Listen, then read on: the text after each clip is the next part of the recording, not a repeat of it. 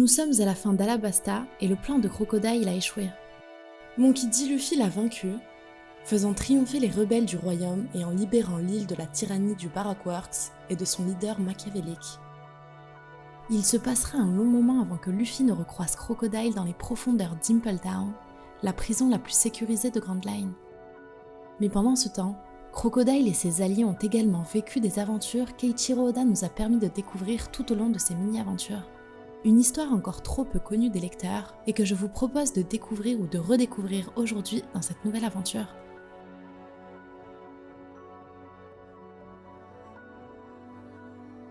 Tout commence sur Little Garden, l'île des géants, où l'on découvre une petite maisonnette perdue au milieu de la jungle. Cette maison de cire a été construite quelque temps plus tôt par Mr. Free grâce au pouvoir de son fruit du démon et semble désormais abandonnée et livrée à son triste sort. C'est alors qu'une silhouette sort de la maison, celle de Miss Goldenwick, ancienne membre du Baroque Works. Elle est toujours sur l'île des géants et s'est servie de ce souvenir de Mr. Free comme d'un abri pour se protéger des dangers de cette jungle préhistorique. C'est alors qu'un Newscoup passe près de l'île, ces oiseaux spécialistes dans la livraison de journaux, et Miss Goldenwick lui fait immédiatement signe afin d'avoir un exemplaire de la nouvelle édition. On découvre alors que Miss Goldenwick n'est pas seule sur l'île. Elle est accompagnée par deux de ses collègues du Baroque Works, Miss Valentine et Mr. Five. Ils découvrent ensemble, et avec stupéfaction, le visage du reste de leur organisation en gros titres dans le journal. C'est officiel, Crocodile et ses partenaires de crime ont été vaincus et arrêtés, et la nouvelle fait alors le tour des océans. Les trois ont du mal à en croire leurs yeux. Ni une ni deux, Miss Goldenwick décide qu'ils ne peuvent pas laisser leurs anciens partenaires finir leur jour en prison. Elle commence alors par préparer ses bagages pour organiser l'évasion de ses anciens collègues. Mr. Five et Miss Valentine ne sont pas de cet avis, morts de peur, et tentent de la dissuader de se lancer dans une mission aussi périlleuse. Laissant derrière elle ses deux compagnons qui sont trop effrayés pour la suivre, Miss Goldenwick utilise son pouvoir pour dompter un animal préhistorique. Un collar trap plus tard, elle est prête à s'envoler. Et elle est rejointe immédiatement par les deux trouillards qui préfèrent quand même se risquer dans cette mission plutôt que de rester sur Little Garden. Ils s'envolent loin de l'île à dos de ptérodactyles, sous les yeux du géant Dory qui leur fait ses adieux. Dory se relance alors immédiatement dans son combat centenaire contre Broggy, et même si leurs armes ont été brisées, ça ne les décourage pas pour continuer leur affrontement à main nue. La suite entre ces deux-là appartient à l'histoire. Durant leur voyage, Miss Goldenwick et ses compères sont pris dans une tempête. La pluie commence alors à effacer la peinture qui permettait de rendre l'animal docile. Le ptérodactyle reprend ses esprits et la chevauchée devient alors plus périlleuse que jamais. La peinture finit par s'effacer totalement et la bande se fait violemment éjecter de leur monture qui s'envole vers d'autres cieux. Ils atterrissent sur une petite île du nom de Holiday Island, une île qui ne leur est pas inconnue.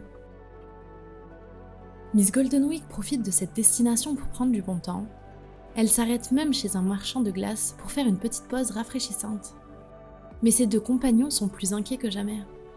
L'île est remplie de soldats de la marine et ces trois-là pourraient bien être recherchés en ce moment même et risquent de se faire arrêter à tout moment. Et ils n'ont pas tort. Ina en personne est sur l'île et sa mission est primordiale. Elle doit traquer les derniers membres du Baroque Works et les jeter en prison. Mais ça ne l'empêche pas tout de même d'en profiter elle aussi pour prendre du bon temps et laisser les soldats sous ses ordres apprécier les plaisirs qu'offre Holiday Island. Au détour d'une rue, les trois rescapés du Baroque Works tombent sur un avis de recherche. Celui de Mr. Two, leur ancien partenaire, ce qui signifie qu'il est parvenu à échapper aux griffes de la marine et à s'évader. Il leur vient alors une idée lumineuse. Ils décident d'imiter les talents de Mr. Two et s'empressent de trouver des déguisements pour passer incognito. Les trois n'ont alors plus rien à voir avec ce qu'ils sont réellement et deviennent méconnaissables. Mais Ina a plus d'un tour dans son sac. Après avoir soudoyé les Unluckies avec de la nourriture, elle parvient à obtenir un portrait robot des membres du Baroque Works. Elle finit alors par repérer facilement les trois fugitifs qui étaient jusque-là noyés dans la foule. Ni une ni deux, Ina passe à l'attaque et profite de l'effet de surprise pour emprisonner les trois criminels grâce à son pouvoir. Ils n'ont désormais plus aucune chance de lui échapper. Enfin, c'est ce qu'elle croit. Mr. Five utilise ses crottes de nez explosives pour semer la confusion et la panique et profite du désordre qu'il a provoqué pour s'échapper en vitesse. Leur priorité numéro 1 est maintenant de semer les soldats de la marine.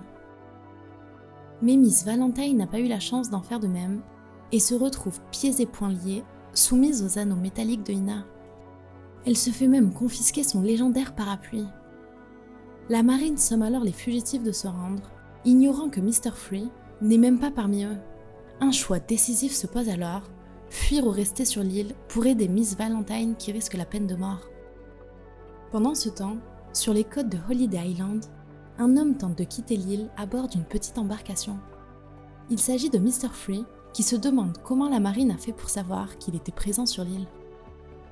Tandis qu'il est prêt à lever l'ancre sans se retourner et à quitter l'île pour de bon, une voix l'interpelle. Celle d'une silhouette sur le rivage qui se tient juste en face de lui, immobile. Il s'agit de Mr. Two, qui était alors passé incognito grâce à son pouvoir. Il somme Mr. Free de ne pas partir en laissant derrière lui ses compagnons. Fuir en abandonnant un ami est un acte contraire à la folle attitude. De leur côté, Miss Goldenwick et Mr. Five sont à l'abri derrière un buisson.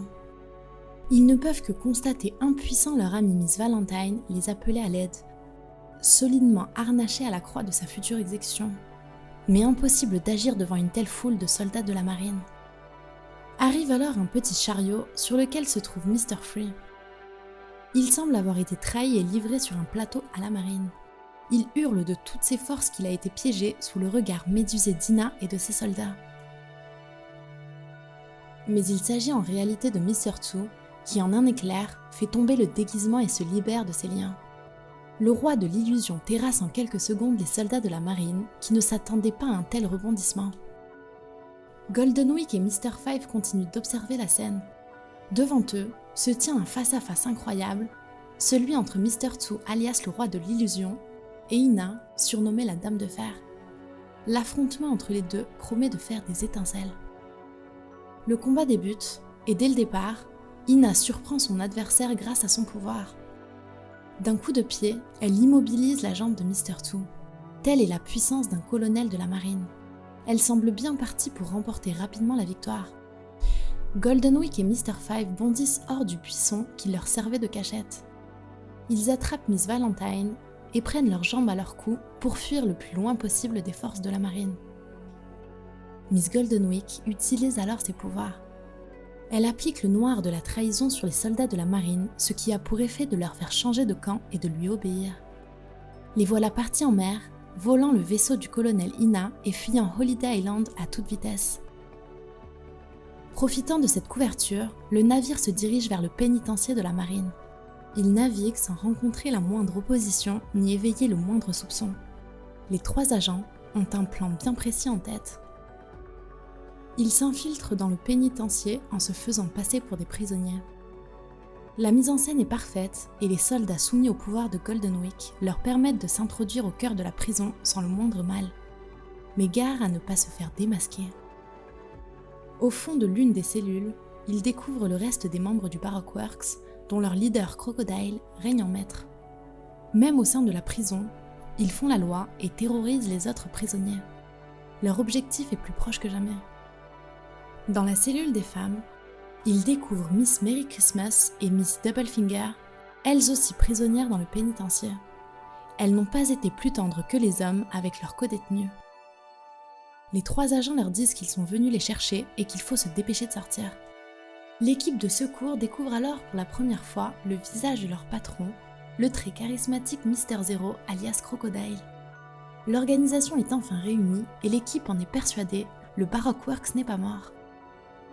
Accompagnés de Lassou, le fameux chien bazooka, les prisonniers font exploser les murs de la prison dans un incroyable vacarme. Le moment est venu de s'échapper de ce pénitencier et de reprendre les affaires. Mais contre toute attente, Crocodile et son second, Mr. One, n'ont pas l'air d'humeur à s'embarquer dans une évasion et restent tranquillement assis dans la cellule sans bouger. Les autres se demandent ce qui peut bien leur passer par la tête. Goldenwick, qui n'a pas réussi à refonder le Baroque Works, décide tout de même de faire un dernier coup d'éclat. Elle lance son attaque spéciale, l'arc-en-ciel du rêve, afin d'apporter du bonheur à ses amis et réaliser leurs rêves les plus fous. Miss Doublefinger se transforme alors en Paola la serveuse, Miss Goldenwick se transforme en peintre, et Miss Merry Christmas en magnifique princesse. Ils deviennent ainsi ce qu'ils ont toujours voulu être. On découvre également les rêves inavoués des autres membres de l'organisation. Mr. Five a toujours rêvé d'être un pompier, Miss Valentine quant à elle rêve d'être chocolatière, et Lassou se transforme en char d'assaut, et Mr. Four devient un livreur de pizza. Mr. One se rêve quant à lui en super-héros masqué, mais le plus fou reste la révélation du rêve secret de Crocodile, celui d'être roi des pirates. Le voilà donc habillé avec le plus beau des costumes, celui qu'il aurait s'il parvenait à obtenir ce titre. Le groupe qui s'est évadé finit par rejoindre la côte. Ils arrivent alors devant une baraque abandonnée, en plein milieu du désert. Ils se demandent ce qu'ils vont bien pouvoir en faire. Ils décident alors de réaliser leur rêve commun et fondent le nouveau Spider's Café. Ici, chacun pourra laisser sa passion s'exprimer, loin du crime et des plans machiavéliques du Baroque Works. Une vie pas si déplaisante finalement. Quant à Crocodile et Mr. One, ils ont décidé de ne pas bouger de leur cellule. Et ils sont désormais rejoints par 2 de leurs anciens compagnons, Mr. Two et Mr. Three. Voilà donc les 4 membres les plus importants du Baroque Works enfermés dans la même cellule. Mais il est hors de question pour la marine de garder 4 criminels aussi dangereux dans une prison si petite et si fragile. La sanction tombe et la décision est prise de transférer ces 4-là dans le pénitencier le mieux gardé de tout Grand Line, la grande prison sous-marine Dimple Down. La suite appartient à l'histoire de One Piece et Luffy sera amené à les recroiser lors de son infiltration de la prison dans le but de libérer son frère Portgas the Ace. Une histoire plutôt passionnante qui permet de mieux se rendre compte des événements qui ont fini par faire ressurgir Crocodile sur le chemin du futur roi des pirates. Likez cette vidéo si elle vous a plu, c'est très important pour soutenir la chaîne. Et j'espère vous avoir embarqué l'espace d'un instant dans l'univers d'Eiichiro Oda, alors n'hésitez pas à me dire en commentaire si vous souhaitez d'autres vidéos du même genre, ce sera avec plaisir. Abonnez-vous pour ne manquer aucune vidéo, merci d'être aussi nombreux à rejoindre l'équipage en ce moment, on approche tranquillement des 100 000 pirates. Quant à moi, je vous donne rendez-vous très vite pour de nouvelles aventures, et d'ici là, portez-vous bien. A bientôt sur All Blue Channel.